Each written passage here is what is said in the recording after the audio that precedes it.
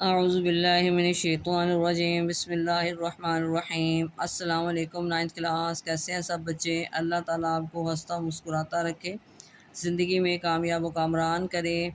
جی بچوں، آج ہم ترجمۃ القرآن میں سورۃ القصص کی ریڈنگ کریں گے، ساتھ میں اس کی ایکسرسائز بھی کریں گے۔ سورۃ القصص مکی صورت ہے، اس میں 88 آیات یعنی 88 آیات ہیں، اس کے 9 رکوع ہیں، اور سورۃ القصص 19ویں اور 20ویں پارے میں ہے۔ آگے ہے جی سورۃ القصص کا زمانہ نزول۔ سورۃ القصص مکہ مکرمہ میں نازل ہونے والی آخری صورت ہے، کیونکہ اس کی آیت 85 اس وقت نازل ہوئی تھی جب حضرت محمد رسول اللہ خاتم النبیین صلی اللہ علیہ وآلہ وسلم ہجرت کی غرض سے مدینہ منورہ کے لیے روانہ ہو چکے تھے۔ یہاں پہ آئے گا جی وجہ تسمیہ۔ اس صورت کی آیت 25 میں قصص کا لفظ آیا ہے، اسی مناسبت سے اس صورت کا نام سورۃ القصص رکھا گیا۔ سورۃ القصص کا خلاصہ حضرت موسیٰ علیہ السلام کا ذکر کر کے حضرت محمد رسول اللہ خاتم النبیین صلی اللہ علیہ وآلہ وسلم کی رسالت اور آپ کی دعوت کی سچائی کو ثابت کرنا ہے۔ آگے جی مضامین میں پہلی ہیڈنگ آپ دیں گے جی حضرت موسیٰ علیہ السلام کا مفصل واقعہ۔ حضرت سورۃ قصص کے پہلے 5 رکوعوں میں بہت تفصیل کے ساتھ موسیٰ علیہ السلام کا واقعہ بیان کیا گیا ہے۔ قرآن مجید میں پچھلے انبیاء کرام علیہ السلام میں سب سے زیادہ تفصیل کے ساتھ موسیٰ علیہ السلام کا ذکر آیا ہے، کیونکہ حضرت موسیٰ علیہ السلام کے حالات زندگی کی حضرت محمد رسول اللہ خاتم النبیین صلی اللہ علیہ وسلم کی سیرت طیبہ کے ساتھ کئی چیزوں میں مشابہت ہے۔ یہاں پہ ہیڈنگ دیں گے جی قارون کا عبرت ناک واقعہ۔ سورۃ القصص میں بنی اسرائیل کے ایک شخص قارون کا عبرت ناک واقعہ بیان کیا گیا ہے، جس نے آخرت کے مقابلے میں دنیا کو ترجیح دی اور اپنی قوم کی بجائے فرعون کی خدمت کی۔ حضرت موسیٰ علیہ السلام نے اسے درست راستے پر آنے کی دعوت دی، لیکن وہ نہ مانا۔ یہ شخص اپنے پاس موجود مال و دولت کو اپنی ذاتی محنت اور اپنے علم کا نتیجہ قرار دیتا تھا، اللہ تعالیٰ کے احسان اور نعمت کا انکار کرتا تھا۔ یقیناً قارون اپنے مال و اسباب کے ساتھ ہلاک کر دیا گیا۔ ارشاد باری تعالیٰ ہے، پھر ہم نے اس قارون کو اور اس کے گھر کو زمین میں دھنسا دیا، تو اس کے پاس کوئی جماعت نہ تھی جو اللہ تعالیٰ کے مقابلے میں اس کی مدد کرتی، اور نہ وہ خود بچاؤ کرنے والوں میں سے ہوا۔ سورۃ القصص آیت نمبر 81۔ اچھا جی، یہاں پہ ہیڈنگ دیں گے جی شرک سے بچنے کی تلقین۔ سورت کے اختتام پر حضرت محمد رسول اللہ خاتم النبیین صلی اللہ علیہ وسلم کی امت کو خصوصیت کے ساتھ یہ تلقین کی گئی ہے کہ اللہ تعالیٰ کے سوا کسی کی عبادت نہ کریں۔ ارشاد باری تعالیٰ ہے، اور تم اللہ کے ساتھ ساتھ کسی اور کی پوجا نہ کرو، اور اس کے سوا کوئی معبود نہیں، ہر چیز ہلاک ہونے والی ہے سوائے اس کی ذات کے، اس کے لیے حکومت ہے اور اسی کی طرف تمہیں واپس کیا جائے گا۔ سورۃ القصص آیت نمبر 88۔ جی بچوں، آگے ہم علمی اور عملی نکات آیات کے حوالے سے پڑھتے ہیں جی۔ سورۃ القصص کے مطالعہ سے جو اہم علمی اور عملی نکات معلوم ہوتے ہیں، ان میں سے کچھ یہ ہیں: ظالم لوگوں کو تقسیم کر کے ان پر حکومت کرتے ہیں۔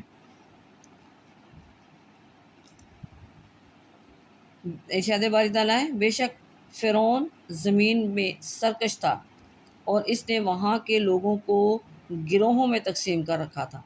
اس نے کمزور کر دیا تھا ان میں سے ایک گروہ کو، وہ ان کے بیٹوں کو ذبح کرتا تھا اور ان کی بیٹیوں کو زندہ رکھتا تھا، بے شک وہ فساد کرنے والوں میں سے تھا۔ سورۃ القصص آیت نمبر 4۔ آگے ہیڈنگ آپ دیں گے جی اللہ تعالیٰ کی خاص نعمتیں۔ حکمت و دانائی اور علم اللہ تعالیٰ کی خاص نعمتیں ہیں جو خاص بندوں سے کو عطا ہوتی ہیں۔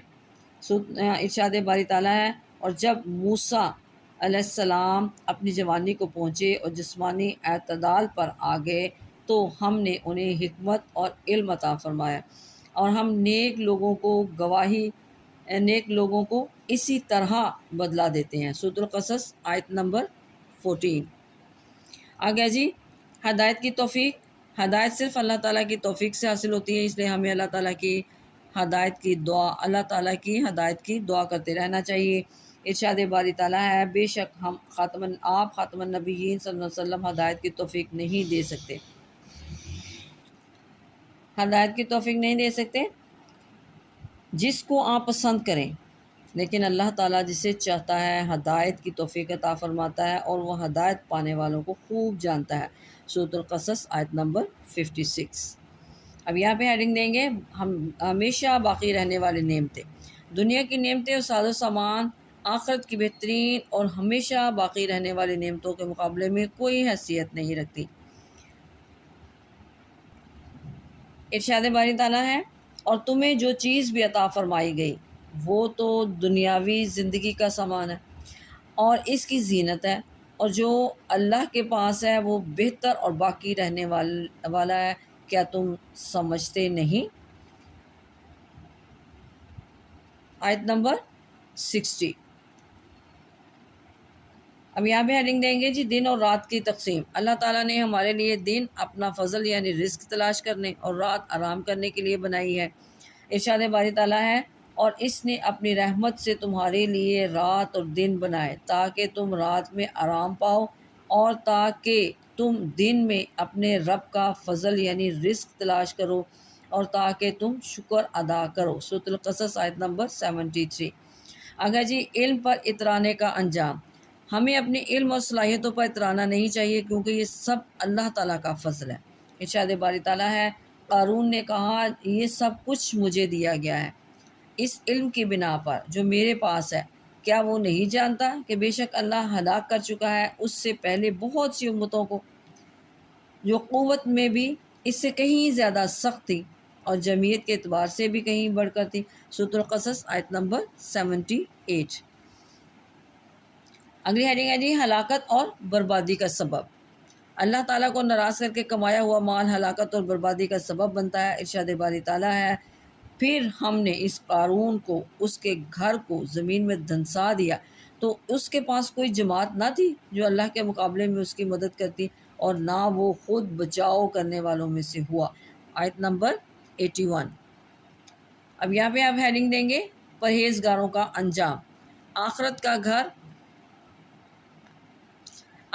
گھر ان پرہیزگاروں کے لیے ہے جو زمین میں نہ لڑائی چاہتے ہیں نہ فساد۔ ارشاد باری تعالیٰ ہے، وہ آخرت کا گھر ہے جسے ہم نے بنایا ہے ان لوگوں کے لیے جو نہ زمین میں لڑائی چاہتے ہیں نہ فساد، اور نیک انجام پرہیزگاروں کے لیے ہے۔ سورۃ القصص آیت نمبر 83۔ لاسٹ کی ہیڈنگ ہے جی شرک سے بچنے کی تلقین۔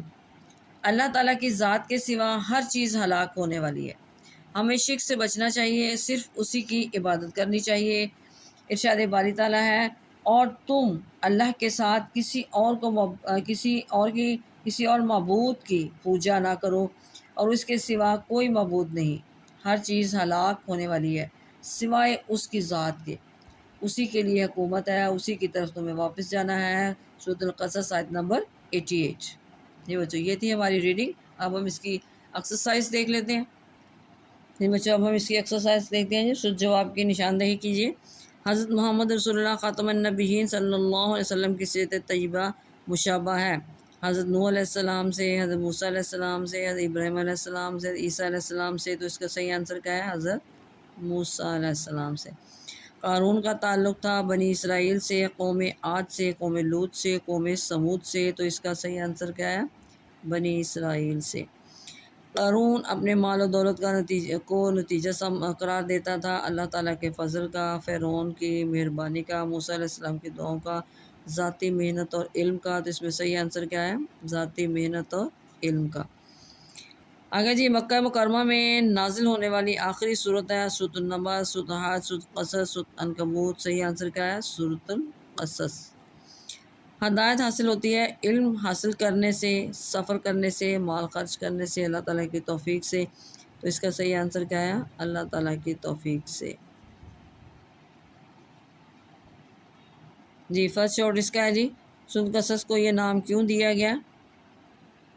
اس کے آنسر میں آپ لکھیں گے اس سورت کی آیت 25 میں قصص کا لفظ آیا ہے، اسی مناسبت سے اس سورت کا نام سورۃ القصص رکھا گیا۔ آگے جی سورۃ قصص کا خلاصہ کیا ہے؟ تو اس کے آنسر میں لکھیں سورۃ قصص کا خلاصہ موسیٰ علیہ السلام کا ذکر کر کے حضرت محمد صلی اللہ خاتم النبیین صلی اللہ علیہ وسلم کی رسالت اور آپ کی دعوت کی سچائی کو ثابت کرنا ہے۔ آگے جی سورۃ قصص کے اہم علمی عملی نکات میں سے کوئی سے دو تحریر کریں۔ تو اس کے آنسر میں آپ لکھیں گے جی حکمت و دانائی اور علم اللہ تعالیٰ کی خاص نعمتیں ہیں جو خاص بندوں کو عطا ہوتی ہیں۔ ظالم لوگ لوگوں کو تقسیم کر کے ان پر حکومت کرتے ہیں۔ یہ آپ کے تھرڈ شورٹ کا آنسر۔